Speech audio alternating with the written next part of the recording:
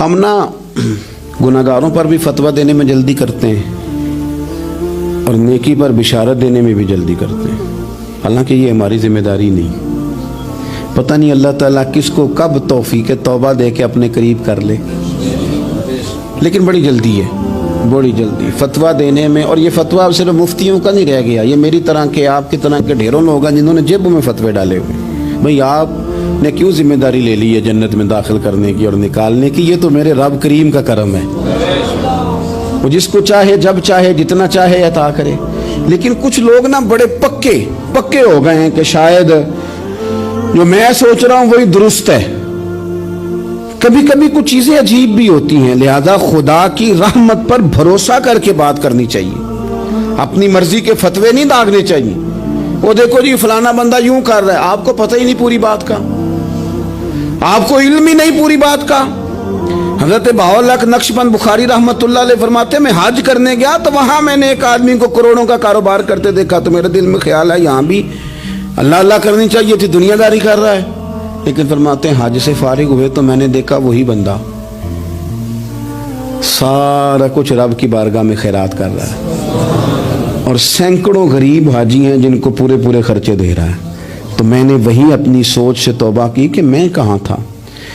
بڑی جلدی کھڑے نہ ہو جائیں۔ حضرت حسن بصری رحمۃ اللہ تعالیٰ علیہ ارشاد فرماتے ہیں کہ میں دریا کے کنارے گیا تو وہاں میں نے ایک شخص کو دیکھا، وہ اپنی ایک خاتون کی گود میں سر رکھ کے بیٹھا اور قریب ایک بوتل بھی پڑی ہے۔ میرے دل میں معاذ اللہ خیال آیا کہ دیکھو کس انداز میں ایک عورت کے ساتھ یہ ہے، اور پاس بوتل بھی پڑی ہے، جانے شراب ہے۔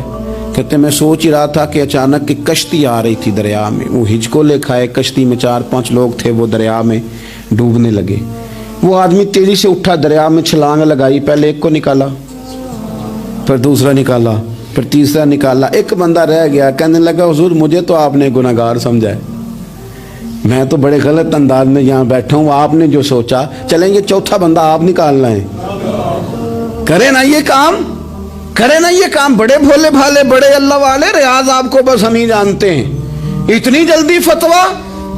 حضرت حسن بصری فرماتے ہیں میں پشیمان ہوا، میں نے کہا مجھے تیرنا نہیں آتا، تو دیر نہ کر چوتھا ڈوب نہ جائے۔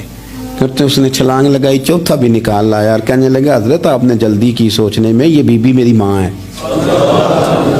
اور یہ سرکے کی بوتل ہے۔ ہم ماں بیٹے کا یہ مشغلہ ہے کہ یہ وہ جگہ ہے جہاں آ کے لوگ مسافر اترتے ہیں، اور یہاں سے کسی کا گھر 100 میل ہے، کسی کا 200 میل ہے۔ ہم صبح سرکہ کھجوریں روٹیاں لے کے یہاں آتے ہیں، مسافروں کی نوکری کرتے ہیں، کوئی پریشان ہو تو مدد کرتے ہیں۔ حضرت خواجہ حسن بصری فرماتے ہیں میں نے معافی مانگی، ان سے بھی مانگی، رب سے بھی مانگی۔ انہوں نے مانگ لی نا، بزرگ تھے، پر ہم کو نہیں تیار مانگنے کو۔ ہم ہر وقت بدگمانیاں، وہ فلانے جرم کرتا تھا، میں اسے اب کیسے نیک مان لوں؟ بھئی اب وہ نمازی ہے، خدا کے گھر آتا جاتا ہے، اب اللہ کی بارگاہ میں حاضر ہوتا ہے، جب رب نے معاف کر دیا تو بھی سوچ بدل جا۔ سنیں حضور کیا فرماتے ہیں۔ نبی پاک صاحب الاخلاق صلی اللہ تعالی علیہ وسلم فرماتے ہیں، مسند امام احمد بن حنبل دیکھیے، فرمایا رب اس وقت بڑا ہی مسکرائے گا جب قاتل بھی جنت میں جائے گا، مقتول بھی جنت میں جائے گا۔ یا رسول اللہ مقتول تو گیا، یہ قاتل کیسے چلا گیا؟ حضور فرماتے ہیں جائے گا، اور رب مسکرائے گا جو اس کی شان کے لائق ہے۔ یا رسول اللہ کس طرح؟ تو نبی پاک صلی اللہ علیہ وسلم فرمانے لگے اس نے ایک مومن کو قتل کیا تھا، وہ شہید ہو کے جنت میں چلا گیا، اب اللہ نے بعد میں اسے توبہ کی توفیق دے دی۔ پہلے اس نے کلمہ پڑھا، پھر یہ میدان میں اترا، کافروں سے لڑا، یہ شہید ہوا، اور رب نے اسے بھی جنت دے دی۔ قاتل بھی جنت میں، مقتول بھی جنت میں، اور بات اتنی انوکھی ہے کہ رب دیکھ کے مسکرا رہا ہے جو اس کی شان کے لائق ہے۔ ہم جلدی میں ہیں، ہم انتظار نہیں کر رہے کہ شاید توبہ کر جائے، ہم انتظار نہیں کر رہے۔ لیکن میرے عزیز اتنی جلدی نہ کریں، سوچوں کا صاف ہونا، ذہنوں کا پاک ہونا، اور لوگوں کے بارے میں گمان کا اچھا ہونا، میں کہتا ہوں کہ ہم اپنی غلطیوں سمیت اپنے آپ سے بڑا پیار کرتے ہیں، اور دوسرے کی ایک غلطی نظر آ جائے تو ہمیں گھن آنے لگ جاتی ہے۔ آپ جلدی نہ کریں، مالک نے موقع دیا ہے بندوں کو، نہ وہ کسی کا رزق چھین رہا ہے، نہ سانسیں چھین رہا ہے، وہ اپنی زمین پہ چلنے بھی دے رہا ہے، رہنے بھی دے رہا ہے، تو جب اس نے موقع دیا ہے آپ بھی تھوڑا